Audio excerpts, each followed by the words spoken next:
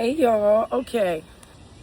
I had a revelation. And I hope y'all can hear me. I should have got my microphone, but I just wanted to make this video real quick. So I was walking with my son, and there was a swarm of geese, right? So there's a park we like to go to do our daily walk. And there was a swarm of geese around, right? And the first time, this video is going to be about perseverance, having faith, and walking by faith and not by sight, because a lot of things that hold us back are the fact that we simply just don't believe. Even when it comes to praying, etc., God always tells us you have to have faith. You have to already believe that it is already done. So I had a revelation the other day. I had went to the park because I like to do my, I'm on my fitness journey, wellness. All of those things are near and dear to my heart. And if you go through the Bible, those are a lot of the things too that a lot of believers don't really put a lot of emphasis on, right? So those are some videos I'm going to make later on. But wellness to me is very important. Mindfulness to me is very important, because when the devil comes, he comes to kill, steal, and destroy. And what is the easiest way for the devil to kill, to steal, and destroy? Is through your mind. That's why I believe it is Romans 12:2, where he says he renews your mind. God will renew your mind. So the more faithful you are to the Lord and the things that he says about you, the more you'll be renewed in your mind. That's a new belief system being born, right? And even when we look at psychology, that is neuroplasticity. Y'all know I speak on that a lot, because that is something that really changed my life, really saved my life, really put me on this mission and the assignment that I'm on right now. It allowed me to actually see the assignment. You're not going to be able to see the assignment that God has for you if you don't renew your mind, because your mind has been oppressed. And what does the devil do? He oppresses your mind. He comes to kill, steal, and destroy your assignment, your life, your destiny, your faith, your belief system, so that you get distracted and you go this way and that way. That's why I am not easily distracted by, and that is another video I'm going to make, because right now we are in the midst of a real war. Like before, spiritual warfare, but you can tell that this war is coming to a head, because if you read the book of Revelations and things like that, you'll understand why why Jesus has so much animosity. I don't want to call it animosity, but why he brought so much judgment on the church. Because you will see the devil disguises himself as an angel of light, because due to this awakening where everybody is starting to see things more spiritually. Now, don't get me wrong, there are still people that are still asleep. And honestly, if you're still asleep in a time like this, I'm really going to pray that God really awakens you and opens your eyes, right? So if you are not aware of the devil's devices at this point in your journey and in your life, then you really are blind, right? So due to the awakening, the devil is disguising himself as an angel of light. And that's why God told us that in the Bible, because it's too hard right now what am I trying to say? Somebody can come to you as a demon, right? Those are the most honest people you're going to meet. The people that say they don't believe in God, the atheists, the people that, say that they don't believe in Jesus, the people that, are being judged for not believing in those things. But there is something discreet and deceptive about those who disguise themselves as an angel of light. And those are the ones that come for those that really have a star or an assignment or a destiny given by God all over their lives. Just like in the Bible, it says many are called, but few are chosen, right? So when it comes to those that are chosen, those that have been given a mission, and you've been given a mission just based on your testimony alone, right? If you had a rough life, things have always been hard for you, you always feel like, oh man, it's always something. That is because Satan knew who you were before you knew who you were.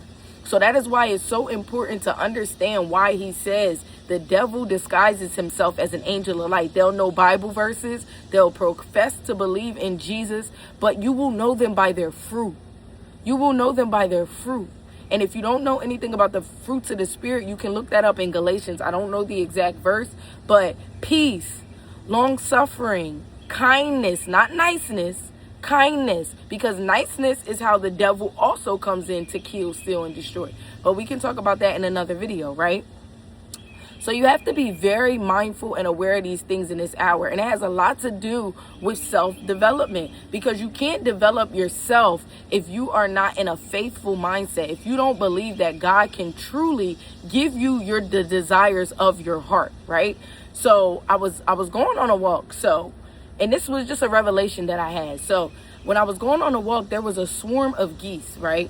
So at first I was fearful because, I don't know a lot about geese, but they look like they be ready to attack. You know how there's a swarm of them? And as I was walking through, they like gripped themselves up like they were ready for war. So I kind of like tiptoed through them, but I was a tad bit fearful, but I also had faith that none of them would bother me because I wasn't bothering them, right? So I ended up walking through, and everything was fine. I continued on with my walk, right? So then when I came around the second time, I was way more bold. I was way more courageous because I had already done it, right? I had already walked through that swarm and they didn't touch me. They weren't able to touch me. My belief allowed me to walk through them the first time, and then my belief became stronger because now I saw my power, right?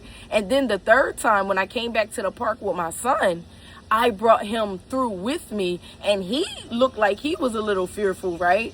But I told him not to be afraid because they wouldn't do anything. And that just really shows you the cycle of faith and belief. You have to do, like, a lot of people proclaim to have faith, but when it's time for you to go to battle, when it's time for you to go to war, you don't have any faith.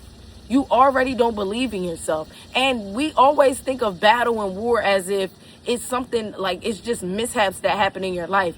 No, if you have been given an assignment and there's been something on your mind, but it's always something that distracts you from that, that is also a form of war, because your assignment is going to bring more people to God, right? Your assignment is going to help more people renew their minds. Your assignment is going to help more people and save their lives in generations to come. Because as you can see through my revelation, through that story, now I had the ability to tell my son, no, they're not going to do anything. They're not going to be able to do anything because you're a warrior. You're more powerful. You're bolder than them. And you have your mom now who has faith, who has the breastplate of righteousness. I have the full armor of God. And that was such a good revelation, because it really shows you not only generational curses, but how generational healing works. And I hope y'all can really pick up on, what I'm saying. And I'm hoping that I'm explaining it in a way that is impactful for you, right? Because sometimes we delay and we don't go into things that God has for us due to us being afraid, due to us not having faith, due to us not experiencing that neuroplasticity. And how do we experience the neuroplasticity and a renewing of our mind? We have to put ourselves into new people, places, and things. Even when you're thinking about the 12-step program for those who are or have been in addiction, right? People, places, and things is one of the main things they tell you to change. You know why? Because that allows for neuroplasticity. You have to see more to be more, right? And we've heard that a million times, but it's so true. It wasn't until I placed myself intentionally with discipline into new environments, I started to create new normals. Now my children are watching those things, and I'm breaking generational curses, because now what used to be deemed as normal and necessary is changing. It's renewing of the mind, right? For example, going and hanging out in, parties and going to clubs and, doing drugs, like all of those types of things. And I'm not shunning anybody for still being on their journey. I'm simply trying to prove a point. You cannot allow for neuroplasticity if you don't intentionally. Sometimes God will come and uproot you. Don't get me wrong. There will be times where you have no choice but to move. You have no choice but to go to that church. You have no choice but to get down on your knees and pray, right? But sometimes you have to move when God is telling you to move. And if you're not hearing God, if you're not experiencing God, you're not going to be able to hear those things. So the only thing you're doing is delaying your assignment, okay? And that was just a really good revelation, because when you delay your assignment, you delay generations after. And that is how generational curses. Exactly. You know I'm spitting. And that is just how generational curses will compound and affect generation after generation after generation. It all starts with identity. It all starts with the renewing of your mind. You're not going to be able to take on the identity that Christ has for you unless you renew your mind, because you have to believe that you are that person. You have to believe that you are fearfully and wonderfully made before you see it in the physical. That is why I also wrote my book, Kiss the Mirror. And I talk about how I am statements are paramount for making that switch in your subconscious mind. You may not feel like you're doing anything at first, right? But the more you feed that into your subconscious mind, the less Satan is going to be able to come in and tell you lies about yourself. That you're not worthy. That you don't have an assignment, that nobody cares about you, that nobody loves you. If you're constantly telling yourself the complete opposite, your mind has no choice but to reroute itself. And then once that happens, your habits change, your discipline change, your intentions change. And then you can get light to your assignment, what God has been telling you to do. But if you don't hear God, then you're not going to be able to do those things. And when the devil comes, if you are a starseed, a light bearer, chosen one, if you are a chosen vessel, right, the devil is not going to be able to stop your assignment. But what he can do is delay, distract, right? So you have to come in and you have to uproot that identity that you got from oppression, from mass media, from people telling you lies. Because again, the enemy told you who you were before you knew who you were. Just like in the Bible, and I'm not comparing anybody to Jesus, because that was a perfect man. And that was a supernatural, that was so different. But I'm using it as an analogy because when Jesus was born, there were people already after them. They knew a chosen one had been born.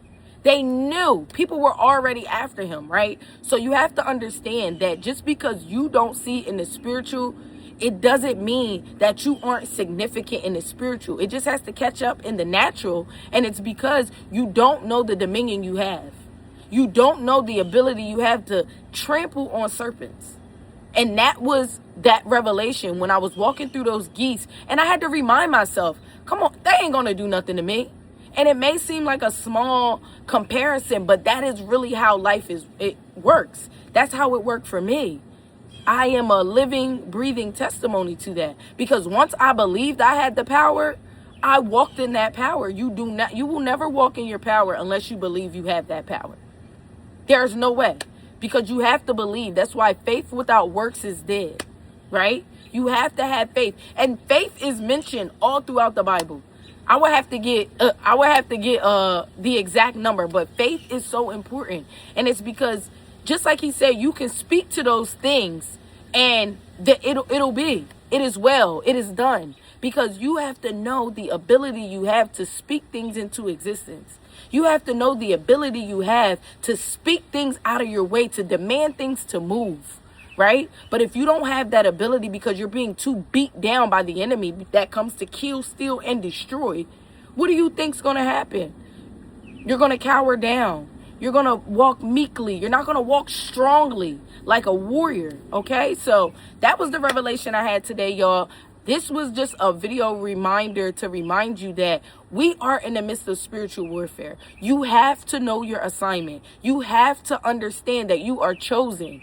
Many are called, but few are chosen. You are chosen for an assignment. If you're going through significant warfare right now, it's because the devil knows who you are, but you don't know who you are. You have to go remind yourself of your identity. You have to go remind yourself, okay? So I want you to say some I am statements in the mirror today. If you've been struggling with identity, or there are a lot of battles that you've been facing in this hour, understand that your victory is right behind that. Your victory is right behind that. And this video is directly for you, because God is trying to get your attention. I'm telling you, if you haven't tapped into the battle in the spiritual realm, you are going to get left behind.